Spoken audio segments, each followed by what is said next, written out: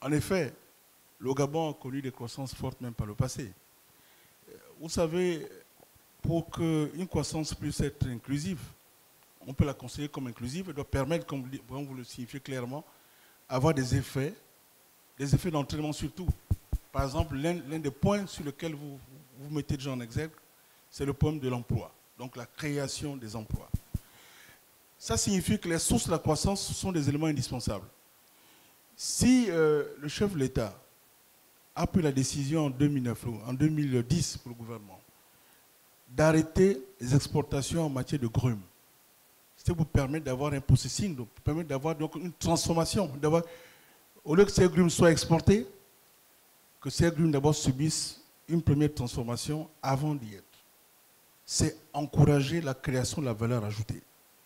Et c'est vrai, on l'a constaté, il y a eu la création des unités industrielles, mais malheureusement, pour la plupart dans la première transformation, et nous voulons aller au-delà vers la deuxième et troisième. Parce que plus on monte en matière de transformation, plus il y a un besoin de qualité. Donc nous montons davantage dans la création de la valeur ajoutée. Voilà pourquoi, quand on parle de qualité, on va parler de formation du capital humain. Il faut les Gabonais bien formés, ainsi de suite. Donc nous avons en fait un cercle vertueux qui se crée, et ça nous maintenant de mettre les fondements indispensables pour permettre que cela puisse avoir des effets vertueux au niveau de l'économie. Mais le grand problème, c'est qu'aussi, qu'on soit clair, quand vous n'avez pas de croissance aussi, il y a un problème, parce que la croissance, quand même, c'est la création de richesse. Il faut quand même qu'elle puisse être créée avant d'être partagée. Maintenant, le problème de la répartition est un élément qu'il faudrait prendre en considération. Le problème de l'inclusivité, permettre que... voici la traduction simple. On prend par exemple le cas du secteur minier.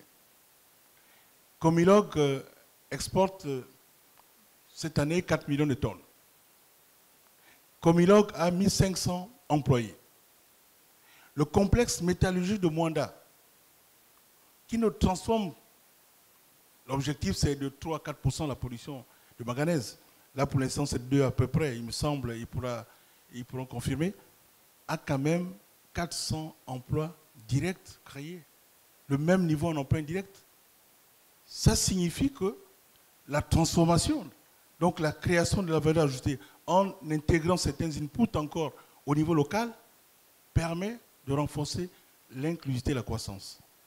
Et c'est pour cela que nous voulons que, par rapport au secteur porteur de croissance, nous puissions avoir tous ces mécanismes afin d'avoir un effet multiplicateur. Mais ça ne se décrète pas. Hein. Ce n'est pas par décret en date de ce jour, bon, à cause de tout cela, vous aurez tout ce que vous aurez. Pas du tout. Il faudrait répondre aux préoccupations. Les infrastructures qui permettent de le faire, la formation, parce que le training c'est un élément indispensable. Je disais que, et ça, certains ont eu à le signifier, au niveau des assurances, bon, ils ont parlé du problème de la formation des ressources humaines. Le secteur forestier, vous les rencontrez, ils vont dire on a un problème de formation. Le secteur minier, c'est sur la transformation, on a un problème de formation. Le secteur agricole, bien sûr aussi. On a un problème de main-d'œuvre, maintenant à un niveau élevé, on a un problème de formation. Donc le capital humain constitue aussi un élément indispensable. Donc c'est pour dire que nous partageons avec vous que la croissance dans nos États, dans nos pays, il y a eu la croissance, elle n'a pas été fortement inclusive. C'est pour cela que nous n'avons pas pu mettre en place ce système vertueux qui peut permettre encore de créer davantage de valeur ajoutée, de permettre une accélération de la répartition en ce qui concerne le revenu. Maintenant, pour l'huile de palme, l'huile rouge, je laisse le directeur général de la douane répondre. Vous savez, inévitablement, nous avons un grand débat à ce niveau. Nous voulons encourager aussi, bon là c'est pour répondre encore à la question du jeune frère, nous voulons que la croissance puisse être inclusive. Nous voulons donc qu'il y ait beaucoup d'entreprises qui créent de la production, qui créent des biens échangeables, des biens marchands pour pouvoir exporter. Donc en effet, il faut avoir des réflexes pour protéger la production locale. Permettre qu'autour d'un champion, essentiel qu'il y ait un maillage, autour d'un champion, nous ayons des petites et moyennes entreprises qui créent aussi de la richesse. Pour l'huile de palme, c'est le grand débat, c'est le grand débat stratégique qu'on a avec les grands champions. Et le ministre Biendi pourrait revenir là-dessus. Nous avons un grand champion, par exemple, là, mais il faut qu'autour autour de ce grand champion de l'âme, il y ait des PME dans des différents métiers pour permettre absolument de renforcer la création de la richesse et pour permettre de renforcer l'inclusivité et la croissance. Donc c'est peut-être, il revient dessus, c'est dans ce cadre qu'il arrive qu'on protège l'industrie locale. C'est un grand débat entre totalement libéraliser, mais tenir compte du problème que nous avons aussi par rapport aux industries naissantes. Et ça, c'est un grand problème, un grand débat en économie. Je pense que de temps en temps, il a fallu qu'on procède comme ça. Et l'autre élément aussi, il faut de la vérité. Il y a eu des tricheries terribles au niveau de la douane. Il y a eu des minorations des valeurs en ce qui concerne les importations d'huile. Donc la marge bénéficiaire captée par les opérateurs était plus importante que cela.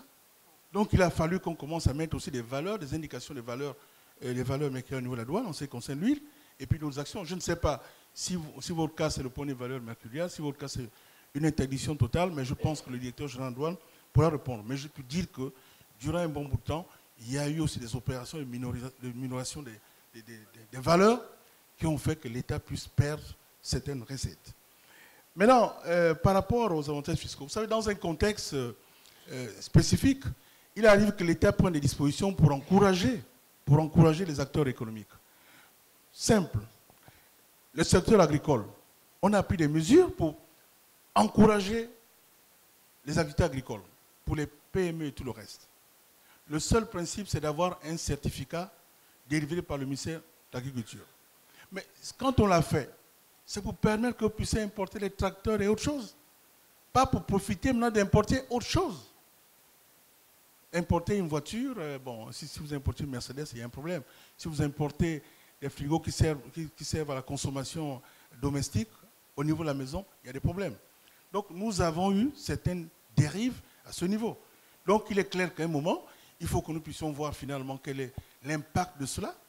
Est-ce qu'il faudrait continuer si le rendement économique et social n'est pas celui qui est attendu, ou est-ce qu'il faudrait réajuster pour pouvoir soutenir encore, pour peut-être mettre en place des garde-fous, une évaluation systématique, afin, avec les départements sectoriels, pour voir si chaque année ou tous les 2 ans, nous pouvons vérifier finalement quel a été l'impact de cela sur l'activité agricole, l'impact de cela sur les activités touristiques, parce que le secteur touristique aussi a bénéficié de tout cela, et autre chose. Idem pour la défiscalisation en ce qui concerne certains produits de consommation courante.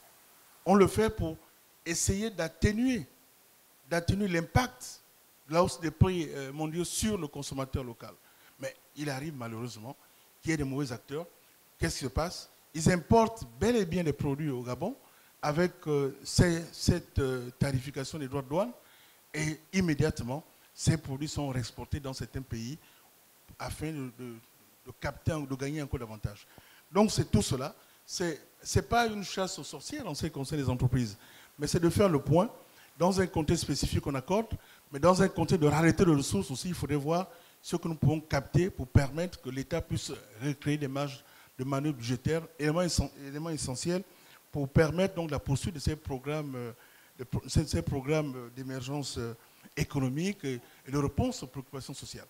Donc c'est un tout, et je pense que pour les chiffres réels, oui, il faut les communiquer. Je pense que le ministère du Budget, c'est un point que le ministère du Budget est en train de faire pour voir avec la CPG et tout le reste comment communiquer les chiffres réels.